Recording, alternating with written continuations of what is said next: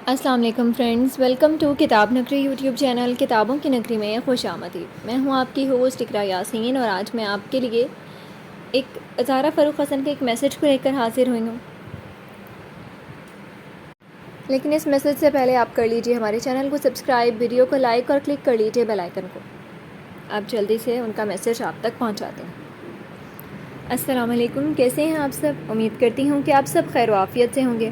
آج عزیز قارئین صرف ان لوگوں کو کہوں گی جنہوں نے شروع سے اس ناول کو پسند کیا، صرف ناول پسند نہیں کیا بلکہ اس کے ہر کردار کو پسند کیا۔ ان کی نگاہ میں صرف ایک کردار پسندیدہ نہیں رہے، باری باری سب کو اپنی جگہ پر پسند کیا۔ انہوں نے کبھی کسی بھی طریقے سے برے الفاظ کا استعمال نہیں کیا، اگر کیا بھی تو بہت شائستہ طریقے سے، جو میں دور کرنے کی کوشش ضرور کرتی ہوں۔ میں ان سب قارئین کے دل سے شکر گزار ہوں جو شروع سے میرے ساتھ رہے اور ہمیشہ انہوں نے میری حوصلہ افزائی کی۔ تو انہی قارئین کے لیے ایپیلیٹ بھیجنے کے لیے معذرت خواہ بھی ہوں۔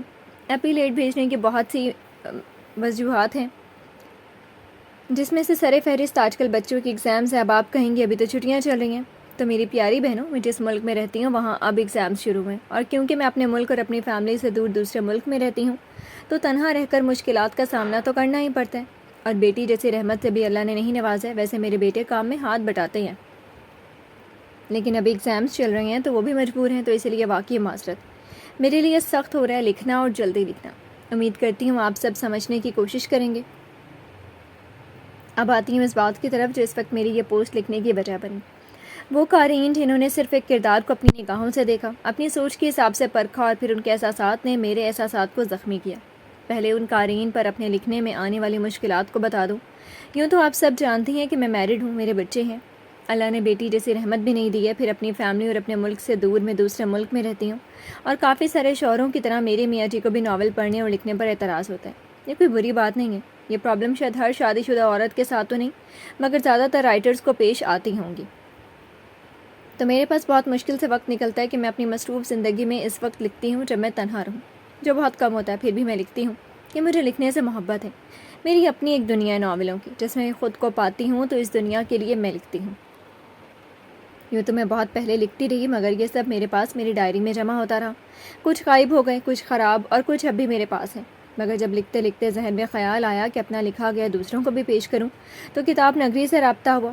الحمدللہ اب آپ سب کے لیے لکھ رہی ہوں، لیکن میں نے یہ کبھی نہیں سوچا تھا کہ میرا لکھنا ہی جو میری خوشی کا باعث بنتا تھا، وہی میرے دکھ تکلیف کی وجہ بن جائے گا۔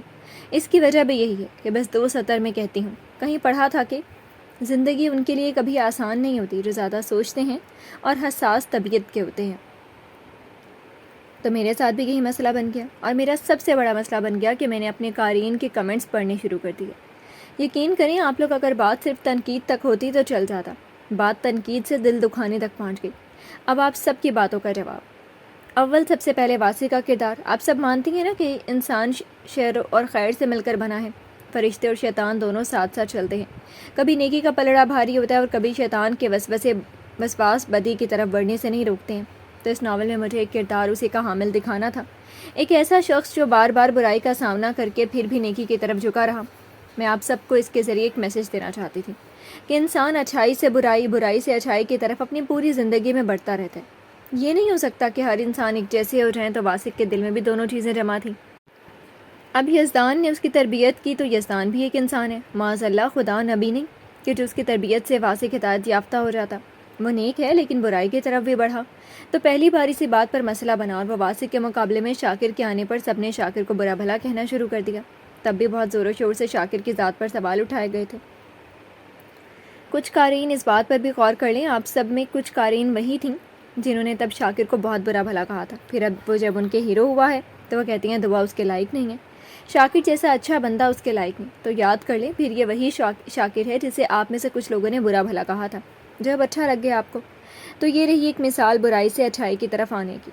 دوسرا کردار ہے پھر اریبہ کا، جس کے لیے آپ کافی ہمدردی کا اظہار کر رہی ہیں۔ ماشاءاللہ بہت سے لوگوں کا کہنا میں یہ ثابت کر رہی ہوں کہ اریبہ بری ہے، اور دعا مہان۔ تو پہلے ان لوگوں کو بتا دوں کہ آپ سب کو جو اریبہ اتنی پسند ہوئی، تو اس کی لکھنے والی میں ہوں۔ میں ہی وہ رائٹر ہوں جو آپ کی نظر میں دعا کو اگر مہان بنا رہی ہے، تو یہی رائٹر ہے جس نے اریبہ کے اتنے پیارے پیارے سین لکھے۔ آپ ذرا اپنے ذہن کو صاف کر کے دیکھیں، تو اگر مجھے اریبہ کو ہی برا ہی بنانا تھا تو میں اس کے اتنے پیارے سین لکھتی ہی نہیں۔ میں کبھی نہیں دکھاتی کہ وہ ایک معصوم لڑکی ہے. میں نے اریبہ کو ایک ایسی لڑکی کی شکل میں دکھایا جو دل سے سوچنے والی تھی. ایک ایسا کردار پیش کرنا چاہا کہ وہ کیسے اور کن حالات سے سامنا کر کے اس صف میں کھڑی ہوئی جہاں اللہ کے بندوں کی صف کھڑی ہوتی ہے. لیکن آپ لوگوں نے مجھے آگے لکھنے کا موقع ہی نہیں دیا. میں دھیرے دھیرے اسے اس طرف لے جاتی، لیکن اس قدر بحث برائی کی طرف چلی گئی کہ مجھے اپنا قلم روک کر آپ سے بحث کرنی پڑ رہی ہے. اب اس بحث سے پہلے ایک سوال ضرور پوچھ لوں. یہ سوال میرا اریبہ کو لے کر ہرگز نہیں، بلکہ آپ سب کی سوچ پر ہے. آپ سوچئے، اس سماج میں لاتعداد ایسی لڑکیاں، کیا واقعی زمانہ اس دور میں آ گیا ہے جب ان لڑکیوں کو پسند کیا جائے گا، ان کو ہی معصوم سمجھا جائے گا جو شراب پیتی ہوں، جو ناچتی گاتی ہوں، جو نماز نہیں پڑھتی ہوں، جن کے دل میں خوف خدا نہ ہو، جو بدن کی نمائش کرتی ہوں، جو مرد دوست ہوں، جو حاسد ہو، جو صرف بات کرنے میں معصوم لگتی ہے اور ان کا باطن برائی کی طرف جھکتا ہو. اور اگر زمانہ اس دور میں آ گیا ہے تو ہم سب کے لیے یہ ایک ایسے دور کی شروعات ہے جب ہم اپنے آپ کو مسلمان کہلوانے میں بھی شرم محسوس کریں. ہم اپنے آپ کو کنیزان فاطمہ زہرا کہلوانے میں شرم محسوس کریں. خیر، یہ میرا مسئلہ نہیں، کیونکہ میں صرف کہہ سکتی ہوں، اصلاح کرنے کی کوشش کر سکتی ہوں. یہ سب ہماری ماؤں بہنوں کی ذمہ داریاں ہیں کہ ہم اپنی آئندہ کی نسل سدھاریں. آپ جب تک خود اپنی اصلاح نہیں کریں گی، کوئی آپ کو نہیں بدل سکتا. تو پھر بات کو پھر اسی بحث پر لے آتے ہیں. آپ سب کو دعا نامی کردار سے پرابلم تب پیدا ہوئی جب آپ سب کو لگا وہ واسق کو نظر انداز کرنا شروع ہو گئی، کیونکہ مجھے وہاں سے بحث نہیں کرنی. کیونکہ میں نے پچھلی پوسٹوں میں بھی اس بات کی تفصیل بیان کی تھی. جو سمجھنا چاہتے تھے وہ سمجھ گئے، جنہیں نہیں سمجھنا تھا میں انہیں راضی بھی نہیں کر سکتی، کیونکہ جو ناپسند کرتا ہے وہ کرے گا ہی. آپ کو میں ناپسند ہوں کیونکہ آپ کو اس ناول کے ہر وہ فیمیل کردار نہیں پسند جو اپنے اپنے کردار میں نے وفادار دکھائے. رہی بات دعا کی، تو اس کے پاس بھی اپنا رائٹس تھے، لیکن میں اب کچھ باتوں پر بحث ضرور کروں گی، کیونکہ یہ دو کردار کی بات نہیں، عورت کی ذات پر آ رہی ہے. میں ان غلط باتوں کا ضرور دفاع کروں گی جو بات کو آپ سب صحیح ثابت کرنا چاہتی ہیں، کیونکہ بات اب دعا اور اریبہ کی نہیں، دوسرے غلط نقطے پر جا رہی ہے. پہلی بات یہ کہ یاد کریں کہ واسق پر ریپ کیس لگانے کے بعد اریبہ بھی اس سے طلاق کا مطالبہ کرنے آئی تھی، حالانکہ وہ سب اس کی اپنی مرضی کے مطابق ہی ہوا تھا. پھر اگر واسق کے زبردستی کرنے پر دعا نے یہی چاہا تو پھر وہ غلط کیسے ہو گئی؟ طلاق کے معاملے میں اریبہ صحیح اور دعا کو غلط سمجھ لینا یہ آپ لوگوں کی محدود سوچ نہیں. پھر اریبہ واسق کو نخرے دکھائے تو وہ معصوم، اور اگر دعا شاکر کو نخرے دکھائے تو وہ کرتی ہے. عجب. اور اگر دعا شاکر کو نخرے دکھاتی یا اس سے کرتی یا وہ مغرور ہوتی تو شاکر جیسا شخص کبھی اس کی محبت میں گرفتار نہیں ہوتا. اسے انسان کی پرکھ ہے، وہ کوئی عام کردار نہیں ہے جو ایک فضول سے اکڑ اور نخرے دکھانے والی لڑکی کو سے اس قدر محبت کر لے گا. یاد کریں، شادی سے پہلے وہ دعا کو ناپسند کرتا تھا، مگر شادی کے بعد نہیں. رہی بات اس رات کی، تو دعا اس رات کے لیے اپنی غلطی مان چکی تھی. ہوتا ہے، انسان کبھی کبھی جذباتی ہو جاتا ہے، صحیح طریقے سے ڈیل نہیں کر پاتا، لیکن جب اس کے شوہر کو کوئی مشکل نہیں تو آپ بلا وجہ جلی بھنی جا رہی ہیں. کہیں آپ سب کو تو دعا سے جلن تو نہیں ہو گئی؟ شاکر جیسے ہیرو کا ساتھ پانے کی خواہش تو ہر لڑکی کرتی ہے، کہیں یہی وجہ تو نہیں؟ خیر معذرت، یہ صرف ایک مذاق تھا، اب اس پر مجھے باتیں نہ سنا دیجیے گا.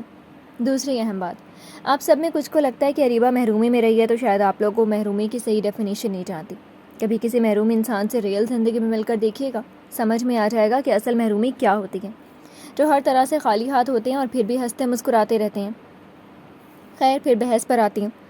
اریبہ کے پاس سب کچھ ہے، اللہ تعالیٰ کی ہر نعمت، اس کے ماں باپ نے اسے کم لاڈ پیار نہیں دیا، اور اگر آپ یہ سمجھتی ہیں کہ وہ پھر بھی محروم رہی اپنے ماں باپ کے پیار کی یا توجہ کی، تو یہ ذرا ذہن کو ٹھنڈا رکھ کر سوچیں. وقت کی کمی دعا کو بھی ملی. اس کے ماں باپ بھی اپنے اپنے کام میں مصروف رہتے تھے. اس کی ماں ڈاکٹر ہے اور باپ شہر کا کمشنر.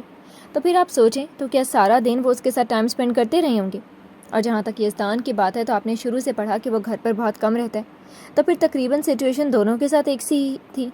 پھر رہ گیا مرتضیٰ، تو صرف یہی محبت تھی جو اریبہ کو نہیں ملی، اور اس کی وجہ صاف ہے، وہ اس کا بھائی ہے. یہ راز آپ سب جانتی ہیں، میں اسے محبت کرتا نہیں دکھا سکتی تھی. اور اگر بھائی نہ بھی ہوتا تو آپ خود سوچیں، ایک مرد جو آپ سے محبت نہیں کرتا، آپ کو بالکل بھی پسند نہیں کرتا، تو اس کی محبت کا طلبگار بننا کہ اپنی ذات کی بے حرمتی نہیں؟ وہ شروع سے اس کے پیچھے پڑی تھی کیونکہ اس کے اندر پانے کی جستجو ہمیشہ سے رہی تھی. پھر واسق والا معاملہ، آپ سب بے خبر نہیں. تو یہاں ایک بات، کچھ لوگ آنکھیں بند کر کے کان لپیٹ کر سوچنے سمجھنے کی صلاحیت کو رد کر کے صرف کیا کرتے ہیں، زبان کھول لیتے ہیں. تو یہی ہو رہا ہے. آپ پوری کہانی پڑھ لیں. میں نے سوائے مرتضیٰ کو چھوڑ کر کسی اور کے ساتھ اریبہ کا رویہ غلط نہیں دکھایا. شاید آپ کہیں کہ وجدان ہے یا یزدان کو اس کی پرواہ نہیں، تو پھر سے کہہ رہی ہوں، یہ مت بھولیں کہ اجلال اور افشین نے کیا کیا تھا وجدان کے ساتھ. اور شروع میں وہ بس اریبہ کو نظر انداز کرتے تھے اور اسے ڈائریکٹلی کچھ نہیں کہا تھا، لیکن جب اریبہ نے شانی کے ساتھ بدتمیزی کی تو انہوں نے سخت رد عمل دیا تھا. آپ ہوتی تو کیا کرتی؟ کوئی رشتہ دار آپ کے گھر میں آ کر آپ کے سگے کے ساتھ بدتمیزی کرے، الٹا سیدھا کہے، تو کیا آپ برداشت کر لیتی ہیں؟ کیا کہتی ہیں؟ نہیں بیچاری محرومی کا شکار ہے، یہ بہت معصوم ہے اور درگزر کر جاتی ہیں۔ تو ماشاءاللہ آپ سب بہت اچھی ہیں، اللہ سب کی اچھائی میں اور اضافہ کرے۔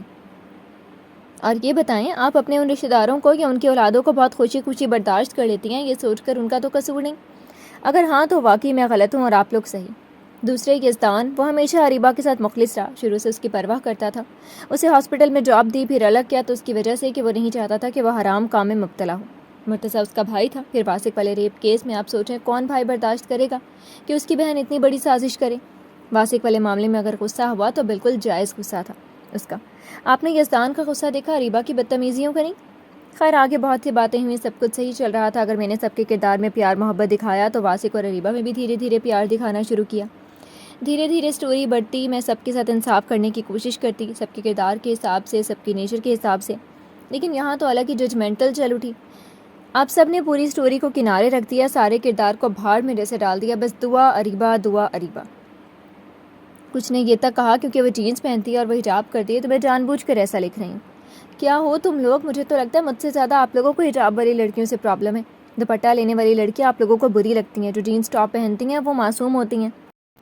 دونوں طریقے میں یہ آپ کا سوچنا ہوگا، میرا نہیں، کیونکہ میرا یہ ماننا ہے جو با ایمان ہوتا ہے، جس میں تقویٰ ہوتا ہے، وہ سب سے زیادہ مومن اور معصوم ہوتا ہے، اور جس میں ایمان ہوگا وہ اللہ کے ہر حکم بجا لائے گا، اب وہ چاہے روزے نماز میں ہو، چاہے حجاب میں ہو، یا چاہے نیکی کرنے یا بدی سے دور رہنے میں، کیونکہ واجبات کام میں ایک کو ترک کرنا، دوسرے کو اپنانا، تیسرے کو اپنانا اور چوتھے کو ترک کر دینا مومن کی نشانی نہیں ہے۔ اب رہی بات میری بات سے متفق ہونے کی یا نہیں ہونے کی، یہ آپ سب کے اوپر ہے، کیونکہ میں ناول اپنے حساب سے لکھوں گی۔ میں نے ناول لکھا تو ایک اچھی کہانی سمجھ کر، یہاں کوئی کردار زندہ سلامت نہیں کھڑا ہے جو میں ہر بار آپ سب کو توضیحات پیش کرتی رہوں۔ کہانی کو کہانی کی طرح پڑھیں اور اسی کی طرح سمجھیں، اور اگر پھر بھی یہی بات رہ جاتی ہے تو میں آپ سب کو اینڈ بتا دیتی ہوں، اسی حساب سے آپ اینڈ کر لو۔ بیچ میں ایک اہم بات اور بھی کرتی چلوں کہ یزدان اور سمن والا مسئلہ، نام چینج ہوئے دل نہیں۔ یزدان کی پہلی اور آخری محبت سمن ہی تھی، اور محبت انسان سے ہوتی ہے، نام سے نہیں۔ دوسرا مسئلہ رومانس ہے، تو میں نے کبھی کوئی بےہودگی دکھانے کی کوشش بھی نہیں کی، اور پھر کسی کو بےہودہ یا بور لگتا تو عزیزوں سوشل ناولز بھرے پڑے ہیں، وہاں پڑھ لیجیے، دل بھی خوش ہو جائے گا، رومانس بھی نہیں جھیلنا پڑے گا۔ تو پھر آپ سب کے لیے لاسٹ سین ان قارئین کے حساب سے جنہیں باقی کسی بھی کردار یا سٹوری سے مطلب نہیں، جنہیں اپنے حساب سے سٹوری سوچنی ہے، تو پھر یہ اینڈ ان کے لیے۔ اینڈ یہی ہے کہ اریبہ کو واسق بہت پیار سے منا کر اپنے گھر لے گیا، اب اس کے بچے کے ساتھ اریبہ بہت خوش ہے، اب بھی واسق اس کے نخرے اٹھاتا ہے، کھانا پینا گھر کے کام سب وہی کرتا ہے، کیونکہ اریبہ اتنی پیاری معصوم سی ہے کہ وہ اس کے لیے سال میں ایک کپ چائے کا بنا دیتی ہے، جو اسے پسند ہو یا نہ ہو، وہ خوشی خوشی سارے کام انجام دیتا ہے، بچے بھی وہ سنبھالتا ہے۔ اریبہ ماشاءاللہ سے اسی طرح کھاتی پیتی سوتی رہتی ہے۔ اب تو اجلال مینشن کے افراد سے تعلقات بھی بہت درست ہو گئے ہیں، اکثر عائزہ اور اریبہ ساتھ گھومنے پھرنے نکل جاتی ہیں، نائٹ کلب بار، یہ سب ماشاءاللہ سے، یہ سب اب کون نہیں کرتا، معصومیت کی نشانی ہے یہ سب، وہ بری نہیں ہیں، چیزیں بری ہوتی ہیں۔ خلیل اور عائزہ کی بھی زندگی سیٹل ہو گئی ہے، وہ دونوں اپنے اپنے ساتھ بہت خوش ہیں، کیونکہ وہ کوئی برے انسان نہیں تھے، بس وجدان کی فیملی کے مہانتا کے شکار ہو گئے تھے، اس لیے ان کے بعد وہ خوش خرم ہیں۔ اجلال اور افشین اپنی اولاد کے ساتھ بہت خوش ہیں، افشین اب بہت سکون سے رہ رہی ہے کیونکہ ظالم لوگوں کا خاتمہ ہو گیا جنہوں نے ماضی میں اس پر ظلم کیا، کیونکہ افشین کے ساتھ وجدان نے ظلم کیا تھا شانی سے شادی کر کے، پھر یزدان اسے کچھ سمجھتا ہی نہیں تھا، بیچاری اسی غم میں ذرا سا ظلم کر بیٹھی تھی جو کوئی ظلم نہیں تھا۔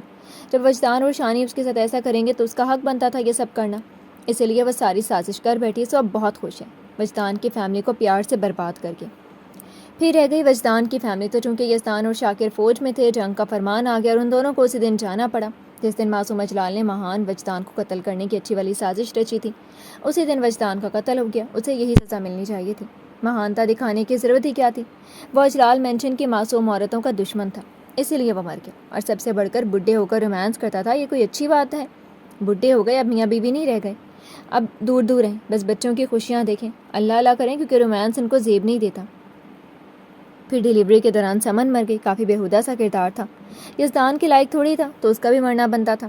بچے اب شایان یا دعا یا انم کے پاس نہیں، افشین کے پاس ہیں، اس سے بڑھ کر کوئی اور اس کی تربیت کر ہی نہیں سکتا تھا۔ جنگ کے میدان میں یزدان اور شاکر دونوں ہی شہید ہو گئے، ضرورت ہی کیا تھی، ان کے ناول میں نیرا رومانس ہی کرتے تھے، کم سے کم شہید ہو گئے، کچھ اچھا کام تو کر گئے۔ پھر یزدان کو بھی تھوڑی سزا ملنی چاہیے تھی، بیچاری اریبہ کو کچھ سمجھتا ہی نہیں تھا، شاکر کا شہید ہونا اس لیے ضروری تھا کہ مہان دعا کو سزا کب ملے گی، مہان دعا اب تنہا ہے، اور کچھ دن بعد مرتضیٰ کو خلیل نے مار دیا، پھر صبا بھی اکیلی ہے، اور انم اور نصر ایک ساتھ بہت خوش ہیں، اب تینوں عورتوں کی ذمہ داری وہ دونوں سنبھال رہے ہیں، ان کی مہانتا کی سزا انہیں مل چکی ہے۔ تو پھر اینڈ ہو گیا، سفر تمام ہوا اس ناول کا۔ اب آپ لوگ قطعی بور نہیں ہوں گے، ماشاءاللہ سے اپنی اپنی پسند کے ناول پڑھیں، میرے ساتھ ویسے بھی بور ہو رہے تھے آپ لوگ۔ والسلام التماس